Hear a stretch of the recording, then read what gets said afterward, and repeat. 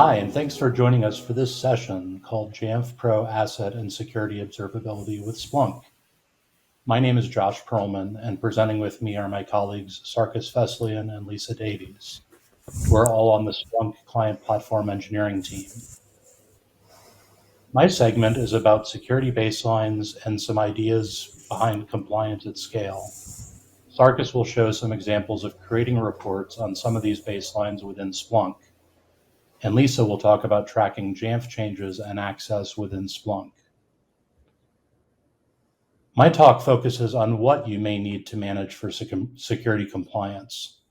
Splunk is an amazing tool for security observability, among many other things. But first, you need to decide what to measure, and you can utilize Jamf to clean up this data.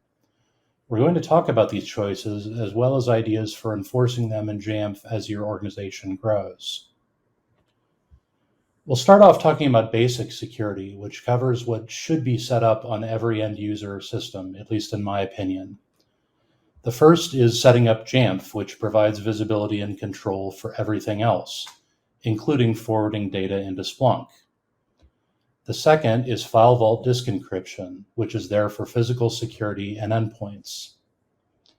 The third is EDR or malware protection, which protects from exploits.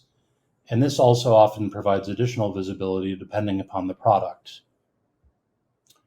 And finally, making sure that both macOS and installed applications are up to date, which reduces potential for exploits. Let's look at some specific examples on how to enforce basic security. To verify Jamf is installed and running is key. One tool you can use is Jamf Compliance Reporter, which is an add-on you can get from Jamf that has anti-tampering functionality, or you could also set up other client-side checks. File vault encryption management is built into Jamf, and you can use scripts such as the home/6 script on GitHub for reissuing file vault keys. EDR management is usually software specific, but most have scripts that install via Jamf. And finally, for updating OS and apps, in general, Apple is trying to make a push to manage software updates as well as apps via MDM. But there's other scripts such as BB88's Apple Software Update script that can help gracefully update macOS. Beyond these four security pillars, there's other security industry standards for managing security on Macs. Here are the main ones out there. CIS benchmarks are community-generated baselines that your organization can subscribe to. And the other one is NIST, which is a governmental organization that publishes security standards as well. They both publish different levels of security for different situations. For example, the benchmark for CIS level 1 may be used for everyday end user scenarios, while level 2 may be used for higher risk situations. For some organizations that need really high security, they may only use level 2 benchmarks. These security standards are fairly thorough. For CIS and NIST, they have 100 plus benchmarks each. Here's a few examples of a few of those benchmarks. One benchmark would be to always display file names to minimize the chance that an attacker can trick someone into clicking on an executable file. So instead of a file showing a file in the Finder as my file, it'll be displayed as myfile.pdf. A second example would be to set a login window banner. Generally, you'll want a legal notice, or at least your legal department will want a notice that says, this computer belongs to my organization, and by logging in, you acknowledge our acceptable use policy. There's various methods for deploying these. Many can be enforced using Jamf profiles, or you can run a script daily or weekly, etc., depending upon your security needs. I want to emphasize that all of this is dependent upon your security needs, since organizations are all different. Compliance isn't an all or nothing proposition. The initial four that I mentioned, Jamf, File Vault, EDR, and software updates, should be done for virtually all systems. There's some exclusions like kiosk systems or Zoom rooms or what have you. But other than that, you're going to have different security needs depending upon the type of organization that you're in. A computer handed out to a middle schooler is going to require different security requirements than one handed out to a salesperson at a startup. You may also need HIPAA, PCI, or SOC 2 certifications, or if you're a vendor for other companies, they will often require information about endpoint management and might require audits, etc. Last but not least, there's organizational culture. Even with the most lockdown computers, someone will find a way to exfiltrate data. My personal goal is to manage the protection of my organization's data with as small as impact on productivity as possible. You'll want to work closely with your stakeholders in your organization to define what security to enforce, and also defining processes for making changes. Okay, so you've sat down with your CISO and other leadership and you've hammered out a plan to deploy security to your systems. Even the best of circumstances, this isn't something where you can press the easy button and move along to the next IT challenge. Deploying and managing security is more cyclical than that. So there's basically 4 stages to security compliance. The first is to gather information. You want to define your audience in your workflow, set up appropriate smart groups in Jamf, and these can be forwarded on to a Splunk index via the TA. Next, when you find problems, the first thing to do is to try and fix them silently. In larger organizations, it's best to fix things behind the scenes when if there's no direct impact to the user. An example here is you can set up software updates for applications that silently upgrade if it sees that the application is not running. Next, you want to communicate. If it's something you can't fix silently and it affects a large number of users, you want to send out communications letting them know when it's going to be updated and what's going to be updated, etc. Then you want to alert the users, craft an informative pop-up using Jamf Helper or other tools. And then you go back to the gather information stage. Sometimes your processes break, changes happen, something else, there's a bug in your script or what have you. As an example of an alert, I created a Jamf Helper-based self-service policy for checking in for most of the basic compliance items.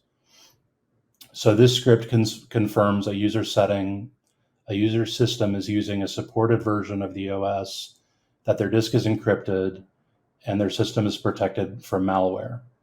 Here's a few more points on compliance to keep in mind. Number 1, change happens. There's a new Mac version every year, and sometimes even point versions can break things. And also your organizational tools or infrastructure design will undoubtedly change over time. Communication is vital. While alerts are a necessary evil, preparing end users can minimize help desk tickets and escalations. And well-crafted self-service items, as well as training and documentation, can reduce help desk support times and escalations. The last point I want to make is, even if you silently fix most compliance issues, macOS still has a number of system pop-ups which can cause confusion. For example, our company is extremely security focused, so we actually see a lot of questions, asking if a particular Apple or Jamf pop-up is a legitimate pop-up. Since we're also a fun-loving bunch, we've created documentation which spells out which alerts are too legit and which ones aren't, including a little MC Hammer GIF. So we've talked about the importance of identifying what to secure, as well as some thoughts on using Jamf to clean up systems that are out of compliance. Now I'll turn it over to Sarkis to discuss using Splunk for compliance visibility and enforcement.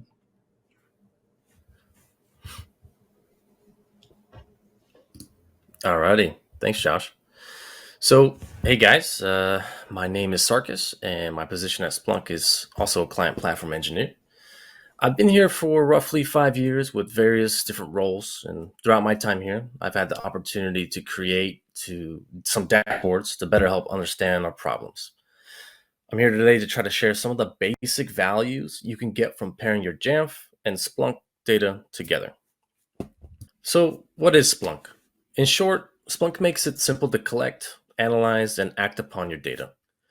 Every computer has a hardware report along with extension attributes and other pieces of information that kind of tells you what's happening with that device. What I like to do with the data is create a dashboard to better understand what's happening in the environment as a whole. So today we're going to look at a dashboard that I created for this demo to give you a basic idea of what you can do with the Jamf data. So what's the problem? There really isn't a problem. You can export data points from Jamf and do your own queries however you choose to. Splunk simply makes the data quick and easy to digest and share with other people. Additionally, Splunk allows you to pair the Jamf data with other pieces of data within Splunk. For example, if you choose to combine your Jamf data and asset management data together into one dashboard, you can kind of get a single pane of glass of what's happening. There's a lot more like alerting, automation, and other capabilities if you choose to go beyond the basics, but we're going to stick to the basics. So this is a zoomed out view of the data we're going to be looking over today. Rather than try to teach you how to use the Splunk query language, I'll post the code and instructions on how to get this same dashboard in your environment if you already have Splunk. You can reverse engineer whatever you want from there. And what I want you to get from the end of this presentation is what insights you and your peers could be getting from your Jamf environment. So I want you to come up with your own ideas and put that data to use. So let's get started. When you create a Splunk dashboard, you have the option to make the data dynamic with inputs. They're kind of like filters. I chose some inputs that I thought were important for the overall view, and anything at the top that I adjust will affect everything else below in the rest of my dashboard. So for this dashboard, I'm choosing to only grab machines with a check-in of the last 30 days, that the data doesn't count anything that's been sitting in a storage room. I also have managed and hostname exclusion, and these inputs are important to me when I'm trying to filter for endpoints out there in the field. So Jamf reports on public IP addresses, which of you guys know public IP address has more data that comes with it.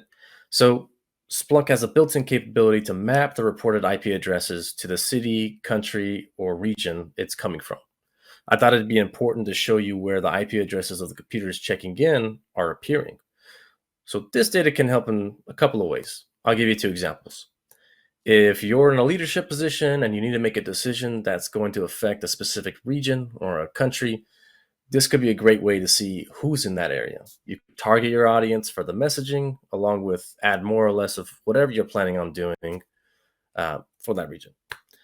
The second way you could use this is if your company has determined a specific country as being a no travel zone, you can set up alerts, and when an IP address appears from that area, you can action on it. So moving on, Splunk has something called a panel dependency. I've set country map selection as a dependency for the panel on the left to appear. So when I click on the Mexico region on the map, it opens up a subpanel and shows a list of computers reporting from that region. This is a quick way to see how many employees or devices would be affected by a change in that region. Now, the next part of this dashboard consists of external and internal drives connected to your environment. You can see the inputs I've placed at the top of this panel. There's sub-panel inputs that only affect the panel I've attached them to. So what makes these panels important? If you look at the first input, I've set the capacity to show all hard drives more than 0% full. I can set this to 90% full and send a message out to users about clearing some space. So if I want to push an update that's pretty hefty, I can get ahead of that problem. Or I could set up alerting to automatically message these people that are above 90% to clear up room for any other reason. I've attached whether or not to show encryption, whether it's encrypted on that specific device or hard drive. And then I can even set the boot volume of the devices and create tickets for the help desk to reach out to users and make sure that these devices get encrypted. The bar graph on the right shows you a quick overview of the data based on the inputs you chose. And just to clarify, I have everything turned on, so it looks crazy, but let's move on. So application searching. I'm sure at some point you've come across a time where you needed to update an application because of a vulnerability announcement, or you got asked by management how many computers are currently affected with this application, whatever that may be. The simple way to get the answer is to give your management an idea of what's in their environment. So in the input at the top, I've placed across, you can search a specific app or place an asterisk on both sides to find all apps with that name. So I punched in Safari because I know that's on every computer. And what I've done is I created a sub panel based on the app that you choose. And if you click on it, the app version you choose you'll see, once you select the app version, you can see only those versions or anything but that version. This example is to help target a specific set of computers if you needed to address them or do something with them. And pretty self-explanatory there. All right. So in the next panel, I have trending OS data.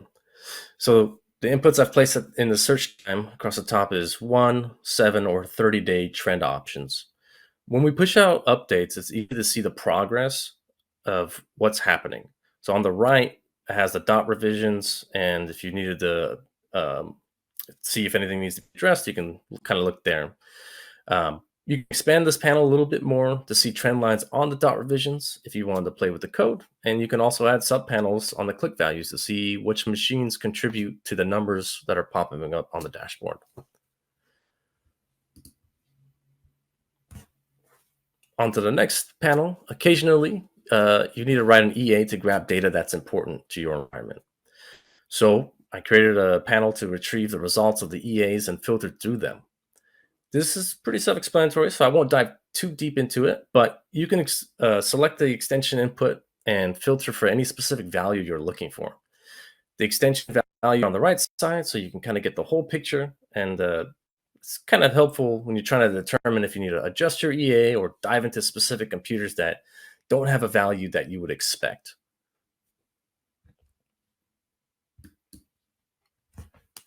So hopefully you got a good understanding of some of the basic things you could do with your Jamf data paired with Splunk. And I'm excited to see what you guys are going to do in your own environments down the road. Thanks for watching my presentation, and off to Lisa, who's going to show you some other cool things. Thanks, Sarkis. Let's do a short pivot and we'll take a look at some of the logs that are available within Jamf that we're able to ingest to Splunk. We'll go over the prerequisites to do a Splunk ingest. We'll look over a couple of InfoSec concepts before we take a look at the change management log, the access log, and we'll finish up with a scenario you might use some of this data. To be able to ingest to Splunk, you're first of all going to need a Splunk Cloud instance or a Splunk on-prem instance. You're going to need to have the hex collector enabled on those instances, and with your Jamf environment, you need Jamf Pro, either on-prem or cloud, or if cloud, one of the plans below. If you're unsure what plan you have, best to reach out to your Jamf buddy to see if you need to upgrade or if you've got the feature and it can be turned on. To look at the scenario we do later, we're going to take a look at a couple of basic InfoSec concepts: the CIA triangle, authentication versus authorization, least privilege, and non-repudiation. Let's take a look at our CIA triangle. The CIA triangle simplifies InfoSec down to 3 concepts that can be applied to both systems and data: confidentiality, which is the prevention of unauthorized access; the inverse of that, which we could also think of in terms of, is disclosure of data, what we don't want to happen; integrity, preventing unauthorized modification, that your data is how it's supposed to be; and the availability, that your systems are available to use and performing as expected. Some other concepts we should think about quickly are authentication. Am I who I say I am? And am I authorized? That is, do I have permissions to do those tasks? Where Splunk comes into play is for accountability, which is really important for us as systems engineers and security engineers.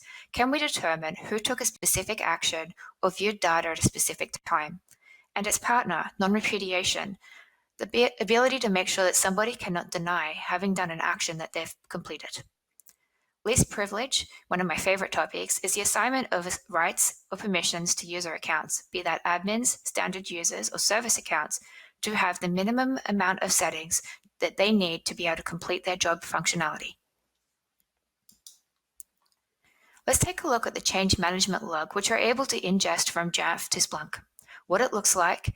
What we'll do is we'll do a couple of examples. We'll search for a policy that's been changed, and we'll also check out changes that were made by a person to smart groups. Here's what the log looks like. We can see in the log that the username is specified, the identifier of the username, what action the user took. So in this, we can see that these are read examples. However, similar to our Jamf privileges, there's create, read, update, and delete.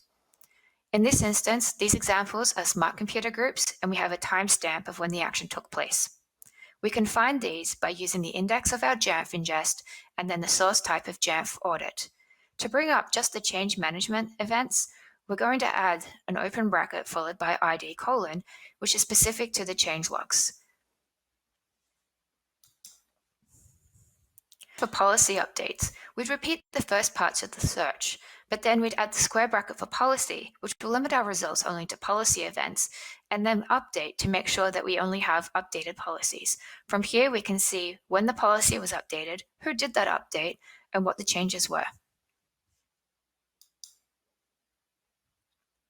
To see previous updates to a specific policy, you can either search for the policy by name or identifier.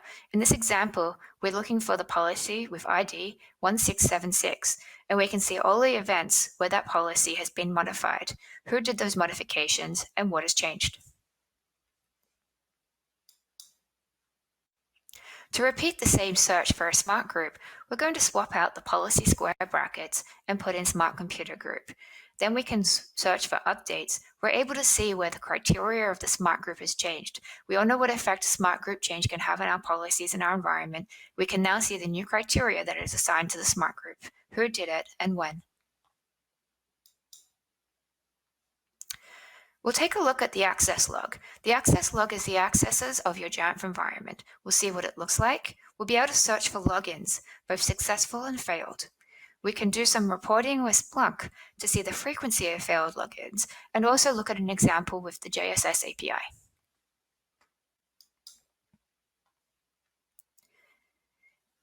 In this particular log example, we can see the fields that are present. We have our timestamps, our usernames which have been grayed out again, the status. From what I've seen, the only statuses available are successful login or failed login, the IP address, and then the entry point. It's worth taking a moment to pause and think about the entry point values. And also, if you have an on-prem instance, you might have the ability to add additional fields by modifying your Tomcat settings. The fields that I've been able to determine for entry point are JSS API, which appears to be the REST API, self-service, universal API, single sign-on, Casper Suite application, and enrollment. You can also use these to filter out the results that are returned. To be able to search for logins, again, I'm going to go to my Jamf index, a source type of Jamf audit, and then I want to see successful logins. So I'm going to plug in successful login. That's going to return to me a list of all the application events that were successful. I can see the username, a time, and I can see the IP address that these came from, along with which part of the Jamf service was being used. On the inverse, I can search for failed logins just by swapping out successful for failed. And I'll have that same list. But it's worth pausing here for a moment. Not every failed login is going to be something nefarious. There's many legitimate reasons for a failed login: long fingernails, small screens, recently changed passwords, and many more, which is when it becomes important to understand what normal looks like in your environment. This is some extra features we can use where we can start to look at the statistics and draw time charts of what our environment looks like. This will help us to identify normal activity to outliers and when outliers require our attention. We can do a simple count of the logins by username that have failed by piping through the stats function and doing a count. However, a more effective way to look at this might be to look at a time chart. By using a time chart, in this specific example, 5-minute intervals, we can see that on any given time, we typically have less than 10 failed logins within a 5-minute period. In this one example, there's an outlier though. We have an instance where there's more than 20 within that 5-minute period, which is probably worthy of a second glance to see what happened. Additional data we can look at is the API usage. In our account, we have a number of integrations with Jamf and other services and tools. It has been suggested to us at times that we might make excessive use of the API, which is something that's somewhat difficult to quantify. By using Splunk, we're able to quantify our API usage. We're going to look for successful logins. In this particular example, entry point is JSS, which is the REST API. And then we're going to do our counts. Another metric that we can see from this is the times that these events occur. By plotting these events on a time chart, we can see which user accounts for API requests are active, the number of requests, and see whether they're spaced out. If there's a large number of requests from multiple accounts at the same time, we're putting at risk our Jamf performance, and this gives us an opportunity to tune our environment to space out those accounts integrations to prevent performance impact on our fleet. So we've seen what data we can get into Splunk, and now we're going to see how we might use that data from a security perspective. So we've been paged. We have to help out the security team with an investigation because there's a possible admin account compromise. First of all, let's relate that back to our CIA triangle from earlier in the slides.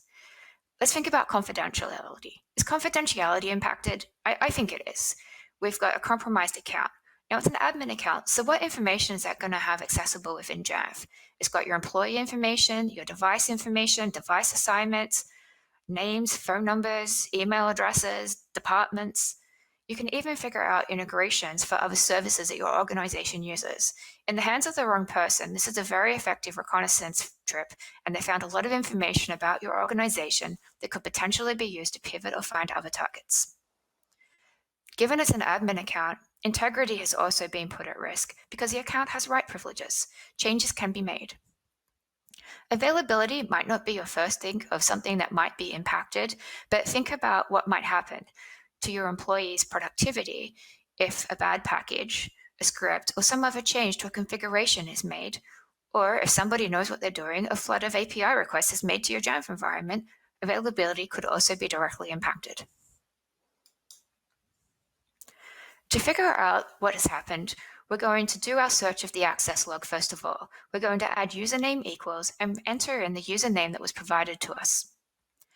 This then comes the challenge of determining real events versus the events of a possible attacker, because the owner of that account might have been using the systems at the exact same time.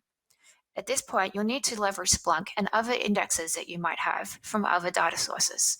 You might have directory services information or other information gathered from perhaps a VPN or other tools that give an insight into true usage behavior of the account owner versus what might be the nefarious actor. You can try to match up the IP addresses that are expected from that person versus those are suspicious. Ways you can do this are geomapping. If an IP address is on one side of the country and also at the same time the other side of the country or even in a different part of the world, that might be suspicious, although it's worth keeping in mind that can be thrown off by VPNs. Once you have hopefully achieved the known IP addresses, or if the security team has provided you with a time range, you can leverage Splunk to reduce the number of events that you have to review. By using the date and time range option for your search, it will filter out and reduce what you have to look for. Once you've reduced the number of events, you can then go and match those up to the timestamps on the change management log. The same search that we did before, however, we're going to append square bracket username of the user that we're interested in. The caveats here, which is worth taking note, the change log does not include IP addresses, so it's going to be a little bit more difficult to determine which events are from the true account owner versus a possible nefarious actor. At that point, the security team is likely going to interview the true account owner to ask about their actions and times of usage during this event.